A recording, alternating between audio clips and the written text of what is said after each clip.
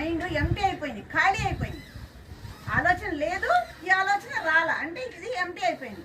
ఎప్పుడైతే ఇది ఎంటీ అయిపోయిందో ఈ ప్రకృతిలో ఉన్నటువంటి కాస్మిక్ ఎనర్జీ, విశ్వమయ ప్రాణశక్తి అంటారు, ఈ ప్రకృతిలో ఉన్న శక్తిని మన బ్రహ్మరంధ్రం ద్వారా మన లోపలికి తీసుకుంటాము.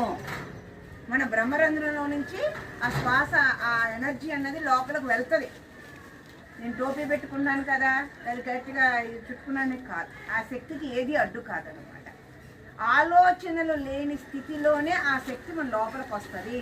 ఆ ఆలోచన లేకుండా ఉండటానికే ఈ శ్వాస మీద ధ్యాస.